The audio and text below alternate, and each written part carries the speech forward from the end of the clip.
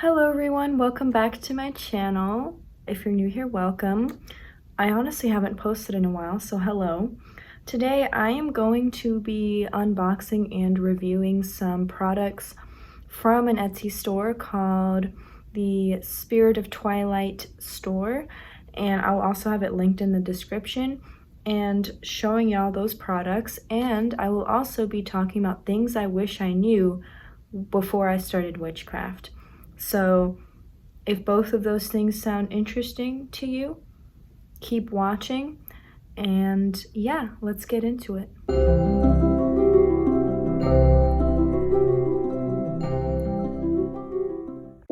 Alright everyone, so I'm going to be reviewing products here while I talk about things that I wish I knew when I was starting out in my craft. I thought I'd do this format where I had a bit of commentary mixed in with reviews, so let me know if you like this format. If not, we can always figure out another way of doing videos like this. So I'm going to start off with the candles. It's a lovely Etsy shop with some lovely products. So we've got black currant absinthe, a cleansing candle, and a pumpkin spice latte candle. And I'll be switching back and forth between commentary and talking about the products, so make sure you keep up. So the first thing I really wish I knew during my practice was, or starting out in my practice, was that, you know, it's important to develop your research skills and cross-reference and stuff like that, because I feel like a lot of beginners, myself included, really underestimate how much you're going to be using your research skills and just what a research-heavy endeavor it can be. You know, some people are more intuitive and that's fine, but for me, research skills came in handy, but I kind of wish I had realized how handy it would be earlier.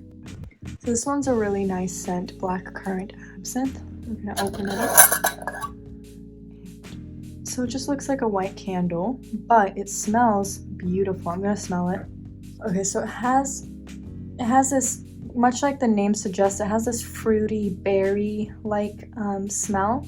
It's not overwhelming, and then a little bit of that warm whiskey type of, but not in a bad way, in the best way possible, is coziness to it. And it's a very nice smell. It's not overwhelming, which I really like. It's a very cozy scent, and I love that it's in little jars, so once your candle burns down, you can reuse it as a jar, because I know as people who practice witchcraft, we're always looking for more and more jars to use. Another thing I wish I'd known starting out in my practice was that it's okay to take breaks, and you know, and it's okay to have other hobbies, don't get obsessive, but it's also okay to have this as your passion, because I think with the religious trauma, a lot of us feel guilty for it, and we think of ourselves, we don't want to end up like the extremists we may have grown up with or grown up seeing, because my family wasn't extreme, but I did certainly grow up seeing extremists, right? And I think it's important to try to let go of that guilt and understand that it's also okay to take breaks. So it's kind of two sides to that coin. The next candle I'm going to open is this pumpkin spice latte one, and I can already tell I'm going to love this, and I'm going to save it for the fall, because I know there's a stereotype that pumpkin spice is like basic, but I'm basic and proud in that regard. So I'm going to smell it. Wow, that's one of the best pumpkin spice candles I've ever smelled. It smells like pumpkin spice, it smells like fall, it smells like pumpkin and spices, so that's good. Reminds me of like fall, Coraline, which is a movie I solely associate with the fall, and it's just a really lovely smelling candle. Again, comes in a lovely little jar, and it's really smells amazing. It makes me so fuzzy and warm inside, because the fall is one of my favorite seasons. So I'm gonna close that. Also, these are very fairly priced, which I really like. They're not super expensive. Next one we're going to open is this cleansing candle. So Ooh, it has some herbs. It has some sage. I think that's it. Oops. It has some sage in there. It has some, I believe, rosemary. I can see some salt, and it's also got some crystals. I think that's black tourmaline. I could be wrong. But yes, all of these have cleansing properties. We're gonna smell it. Ooh, that smells very fresh, very cleansing. So it even smells like a cleansing candle. It smells very clean and very fresh. So I really like this one. So that's really nice. But yeah, that kind of feeling of guilt. I do know also some people feel guilty like calling themselves religious when they become pagan or whatever religion they convert to, and I understand that. I get that sometimes too, where I still hesitate to call myself that when people ask if I'm religious. I'm like, well, because I know if I say I am, people will associate it with something completely different than what I am. And then there's also a little bit of that leftover, and I don't want to associate with something I left behind kind of thing, even though Christianity and those types of religions do not have a monopoly on the term religious. But, you know, that's a topic for another video, I suppose. So those were the candles. Let's move on. Let's move on to the oils now. All right, we've moved on to the oils slash sprays slash just liquids. We're just going to call it liquids. Another thing I wish I knew starting off in my practice is that darkness doesn't equal bad and light doesn't equal good, or evil and versus good, that type of thing. And I think that's something drilled into us not only by certain religions that you may have grown up with, but also with movies, TV shows, films. In my video with the Atlantean alchemist, my friend talked about that, and also we talk about that a little bit in our new podcast, the Infernal Alchemy podcast. If you have not listened to it, go check it out. It's really good.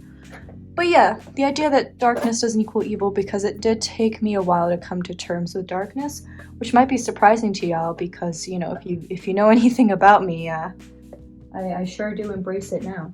So first off, we've got this lovely prosperity oil, and it's a nice little bottle. I love how all these are glass. I think all of them are. All of these are in glass jars and glass bottles, which I love. I'm not a fan of plastic. I try to avoid buying things, especially my magical tools, in plastic bottles and jars if I can. I love glass. So that's another nice little touch. So this is the prosperity oil. We're gonna smell it. Ooh, it smells refreshing. It smells almost fruity, but not in the same way the black currant absinthe candle smelled. Oopsie. I am very clumsy sometimes. This smells really, really, really, really nice. I love the smell of it. I would use it just as a perfume to attract prosperity as well. One thing you could do with it is, like, if you're a waiter, you could put some on so that you, and with the intention of receiving more tips that night, you could put some on your wallet, you could dress a candle with it. So much you can do with this. I love it. And I've also tried it out already, and it's not irritating to my skin, at least. It's a very nice little oil. Next, we have this lovely sage oil. It's got a roller ball, and it smells exactly like sage. Especially when you roll it on. It's a little harder to smell when you smell the roller ball, but when you put it on, it smells exactly like sage. So this could be great for cleansing, like quick cleansings of the self. One thing I would think of, I'm always thinking of applying this to like work for some reason. I guess because I've been working a lot lately. But for me, like if I was starting to feel overwhelmed, I'd go to the bathroom and put some of this on to cleanse my aura and to kind of meditate a little bit and just chill out, you know? But yeah, you could also put this on at the end of the day, every day before you go to bed, to kind of cleanse yourself and stuff like that. And then we have this lovely calming lavender water, and it sprays really nicely, has kind of a nice strong spray to it. And I like this because it has a lavender and vanilla kind of scent, but not an overwhelming kind of vanilla scent, a very natural smelling vanilla scent. Because I find that some vanilla scents can smell alcohol-y, but this does not at all. and that's really nice. And I love the combination of lavender and vanilla. It's actually one of my favorite scent combinations, ironically. Not ironically, but coincidentally, I guess. I'm gonna take a sip of my tea. Another thing I wish I knew is that you don't have to rush yourself. So you don't have to rush into deity work. You don't have to rush into anything advanced. You can build up your foundation first, and that's actually better before jumping into advanced work. And you know, I tried working with Hecate, and at that point I was no longer really a beginner, but I still wasn't ready. And I was a little disappointed in myself when it didn't work out and I wasn't ready. But then now that I've matured, looking back, I'm like, wow, you know, I didn't really recognize back then that that was the reason why, right? I was like, Hecate probably just doesn't like me, which is not the case. I just wasn't ready. And that's fine. And my whole point with that is that you don't have to feel bad if you're not ready for something. You don't have to jump in right away and just do everything. You're not going to be a level 100, you know, skilled magus, however you say that from the beginning. So, yes, now we're just going to switch to tarot bag and the tarot cloth. Okay, so this is them. Let's start with the tarot bag. So this is the little tarot bag, and I actually really like the color purple, so it's quite nice. It buttons up like this, so it has little buttons on the inside. You see that?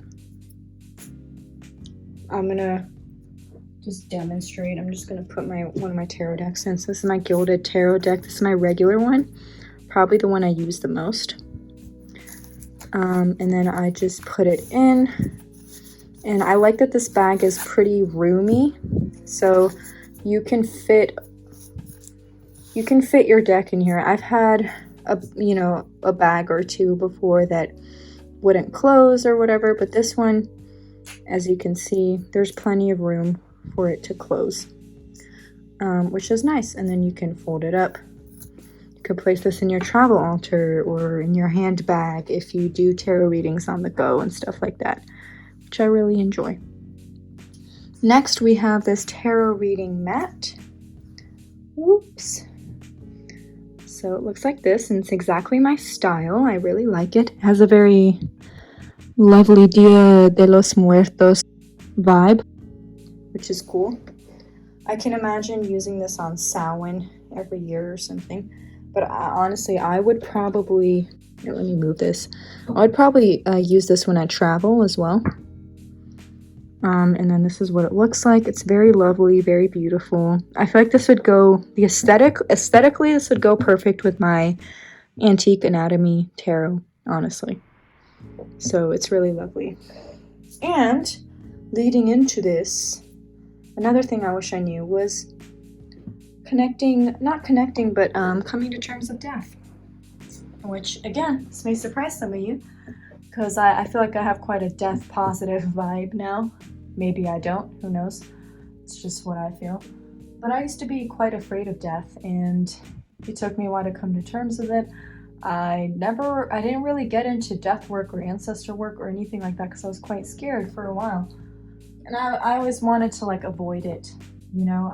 And I think our society pushes a very unhealthy understanding of death and a very, we don't talk about it, we avoid the subject, we view it as a negative thing only. And that's not healthy. And I just wish that I had started working on that earlier and really gotten over those fears and really worked through it and thought about it more critically than I did back then, because death is not something to be afraid of. It's a transition. It's not necessarily a negative thing, and it's not necessarily an ending. At least that's how I view it now.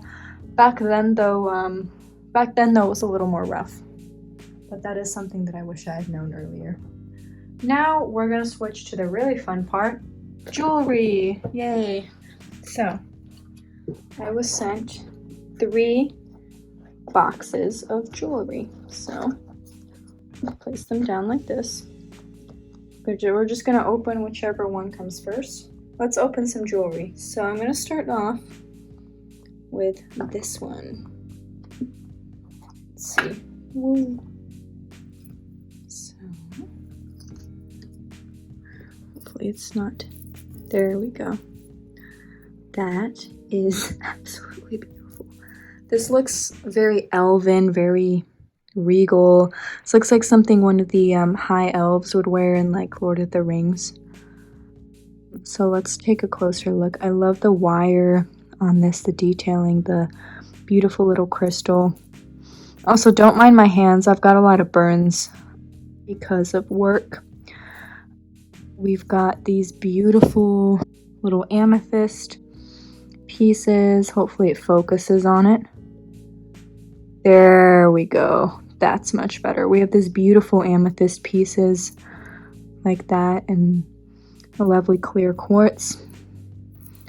And it's a nice little necklace with a nice chain. A sturdy chain as well. I'm not going to pull it too hard, but it is quite a sturdy chain.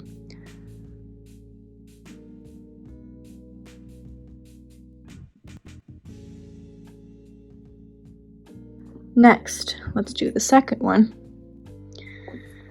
We have...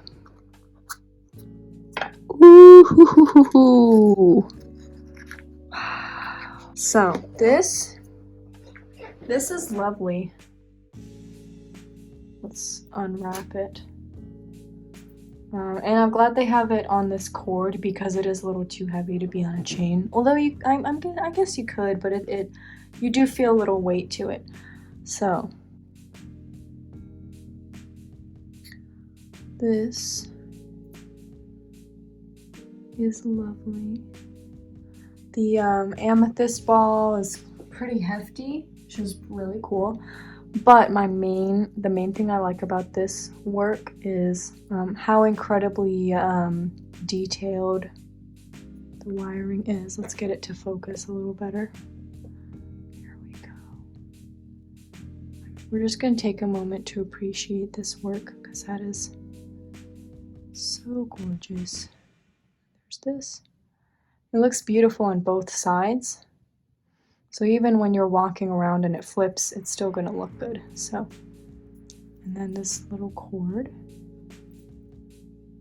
Very nice. Oh, I accidentally pulled it off. That's okay.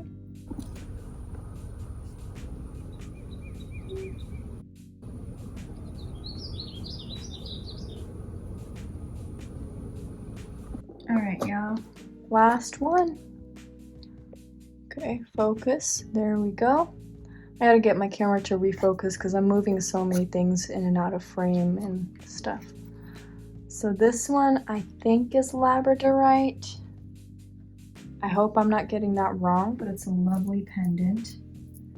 So here's the lovely wiring work on this. As you can see, this labradorite is very shiny, reflective, beautiful, lovely, amazing. This is the back. So again, it looks beautiful on both sides. So I think this is the front actually. And it's so gorgeous. Such beautiful work. I adore it so much.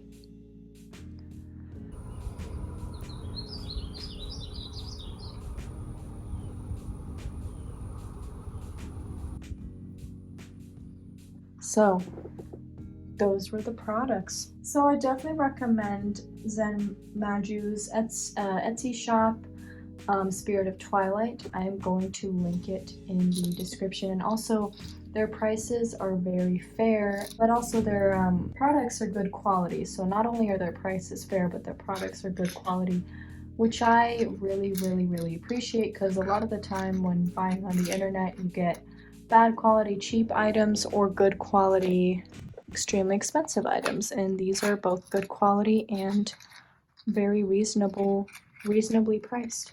And I hope y'all enjoyed this. I didn't get as much commentary in as I thought I would, but still got in a fair amount. So this was really fun. I hope y'all enjoy this format and don't mind me changing topics every 2 seconds.